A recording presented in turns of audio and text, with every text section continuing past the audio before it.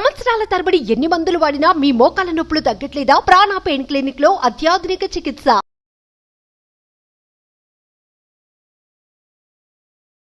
నమస్తే, welcome to Suman TV. నేను మీ యామిని. ప్రస్తుతం మనతో ఉన్నారు ప్రముఖ ఆధ్యాత్మికవేత్త డాక్టర్ అనంతలక్ష్మి గారు ఉన్నారు. అమ్మతో మాట్లాడి మనకున్న సందేహాలను అడిగి తెలుసుకుందాం. నమస్తే అమ్మ. నమస్తే అమ్మా.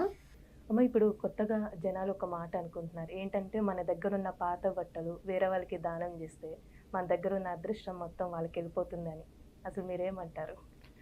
అమ్మ, నువ్వు తుమ్మితే నా ముక్కు ఊడిపోతుందని భయపడే మనుషులకి ఏం చెప్తానమ్మా నేను. అలా ఉంది. మనం ఏం కష్టపడకుండా, మనం ఏం చెయ్యకుండా, ఏమాత్రం శ్రమించకుండా మనకి అలా వచ్చేసి ధనం మీద పడాలి, మనం ఏమాత్రం ప్రయత్నం చేయకుండా మన దగ్గర ఉన్నటువంటి నెగిటివిటీ అంతా పోవాలి అనేటటువంటి ఒకానొక అభిప్రాయంలో రకరకాల మాటలు మాట్లాడుతూ ఉంటారు. అసలు పాత బట్టలు దానం చేయడం అనరు, వదిలించుకోవడం అంటాం. ఎట్లాగో మనం వాటిని వాడడం, పోనీలే ఇతరులకు ఉపయోగపడతాయి కదా అని ఇవ్వడం. దాన్ని మహద్భాగ్యంగా, మహాప్రసాదంగా తీసుకునే వాళ్ళు చాలామంది ఉన్నారు. ఒకప్పటి మాట, ఇప్పుడు కాదమ్మా. ఒకప్పుడు, ఇప్పుడు అది మారిపోయింది కాలం. ఎందుకంటే ఇప్పుడు మన వస్త్ర పరిశ్రమలో మనం ఎటువంటి ఉన్నత స్థాయికి వెళ్ళామంటే చాలా కారు చౌకగా మనకి బట్టలు, మంచి మంచి బట్టలు దొరుకుతున్నాయి. పైగా వాటికి ఎక్కువ కాలం ఉంటున్నాయి కూడా, డ్యూరబిలిటీ కూడా ఎక్కువ ఉంటుంది. అందువల్ల బాగానే ఉంటుంది. అది తర్వాత మనుషులకి కొనుగోలు శక్తి కూడా పెరిగింది, కొనుక్కుంటూనే ఉన్నారు. అందువల్ల ఇప్పుడు పాత బట్టలు ఇస్తే మహద్భాగ్యం అని తీసుకునే వాళ్ళు లేరు. పాత బట్టలు తీసుకుంటే మహద్భాగ్యం అని మనం అనుకోవాల్సి వస్తుంది. పైగా ఇంకొక మాట ఏమిటంటే, ఇవ్వదలుచుకుంటే కొత్త బట్టలు ఇవ్వండి, పాత బట్టలు ఎందుకు ఇస్తారు? పాత బట్టలు 100 ఇచ్చినా తృప్తి ఉండదు, ఒక కొత్త బట్ట ఇస్తే ఉన్నంత తృప్తి. ఇది మామూలు కాన్సెప్ట్. ఇవి జనరల్గా చెప్తున్నా.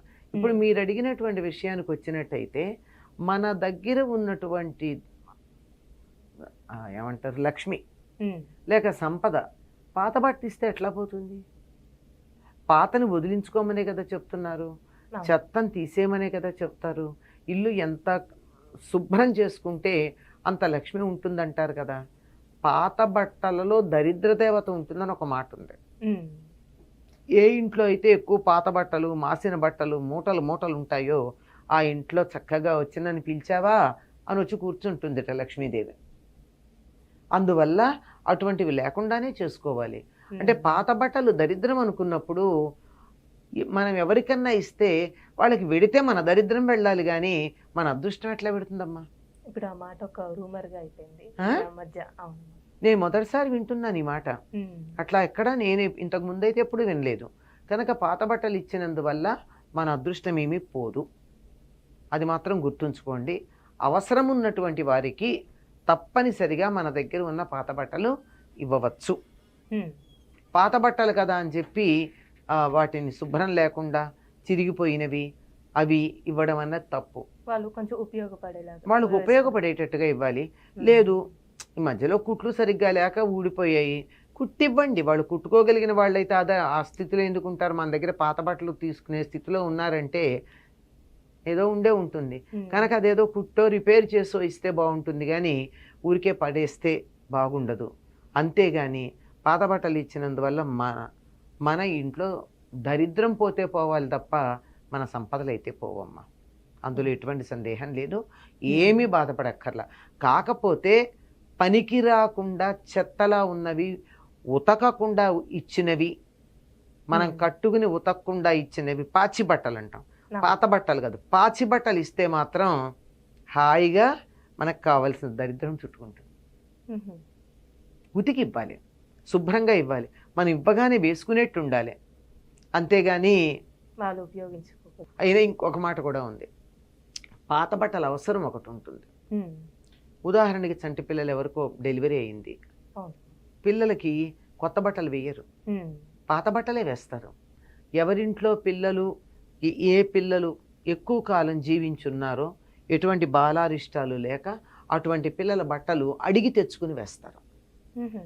ఏ స్త్రీ ఒక్క ఇబ్బంది లేకుండా, ఆ రోజుల్లో 10 మంది అనుకోండి, ఈ రోజుల్లో 2-3 పిల్లల్ని కన్నదో అంటే మిస్క్యారేజెస్, ఎబార్షన్స్, పిల్లలు పుట్టిపోవడాలు లేకుండా ఎటువంటి స్త్రీ పిల్లల్ని కన్నదో అటువంటి ఆవిడ దగ్గరికి వెళ్ళి, అమ్మ నువ్వు కట్టుకున్న వస్త్రం ఇయ్యి, అది మా పిల్లలకి పక్కగా వేసుకుంటామని అడుగుతారు. అమ్మ శ్రీరామచంద్రుడు అరణ్యవాసానికి బయలుదేరి వెడుతూ ఉన్నప్పుడు రాముడు, సీత, లక్ష్మణుడు కూడా తమకున్న విలువైనటువంటి నగలు, వస్త్రాలు, ఆఖరికి వాళ్ళు పడుకున్న మంచంతో సహా దానం చేసి వెళ్ళారు. ప్రతి ఒక్కటి దానం చేశారు. దానం చేశారు. ఎందుకు చేశారు అంటే, ఉంచుకుని వెళ్ళారు అనుకో తిరిగి వచ్చి కట్టుకుంటారని అనుకుంటారేమో, మాకు వీటి మీద మమకారం లేదు అని తెలియజెప్పడానికి సమస్తాన్ని దానం చేసి వెళ్ళారమ్మా. అట్లాంటప్పుడు తీసుకున్నటువంటి వాళ్ళు అయ్యో అని అనుకోలే, సంతోషంగా తీసుకున్నారు. రాముడు నేను ఇస్తున్నా గనక నా సంపద పోయింది అని కూడా అనుకోలే.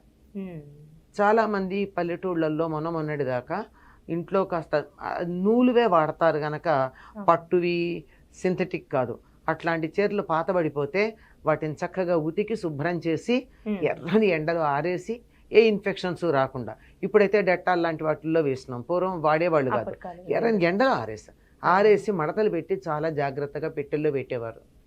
ఎందుకంటే ఎవరైనా గర్భవతి ఇంకా కనబోతోంది అంటే ఓ 2 చీరలు, వీళ్ళింట్లో ఇంతకుముందు వీళ్ళ పిల్లలు వేసుకున్న బట్టలు ఏమన్నా ఉంటే అవి తీసుకెళ్ళి ఇచ్చి వచ్చేవాళ్ళు, లేదా వాళ్ళు వచ్చి అడిగి తీసుకెళ్లేవాళ్ళు. అమ్మ మీది కడుపు చలవా, మీ బట్ట ఒకటి ఇవ్వండి అని. చలవా అన్న మాట వస్త్రానికి కూడా ఉంది. అంచేత కడుపు చలవ కలిగినటువంటి వాళ్ళు కట్టుకున్న వస్త్రాలు కనుక ఇచ్చినట్టయితే పిల్లలకి మేలని అట్లా అడిగి తీసుకుంటారు. అందులో కొత్త బట్టలు, కొత్త టవల్స్ అవి పిల్లలకి తడి పీల్చే ఉండవు. పాత మెత్తని నూలు వస్త్రాలు ఉంటే పిల్లలకి బాగుంటాయి కనుక అడిగి తీసుకుంటారు. అది మంచిదే తప్ప అందులో ఎటువంటి దోషం లేదమ్మా. ఇటువంటి పుకార్లు ఎవరు పుట్టించారో తెలియదు. కాకపోతే పనికిరానివి ఇస్తే, మనకి దరిద్రం అనుకున్నవి ఇస్తే వాళ్ళకి దరిద్రం ఏమన్నా పెడితే వెళ్ళాలి తప్ప మనకి ఏమీ మన సంపదలు పోవు. ఇస్తే పుణ్యమే, పాతదైనా కొత్తదైనా. చాలా చక్కగా తెలియజేస్తారమ్మా, ధన్యవాదాలు. సుమన్ టీవీలో మీ పర్సనల్ అండ్ బిజినెస్ ప్రమోషన్స్ కోసం కింది నెంబర్కి కాంటాక్ట్ చేయండి.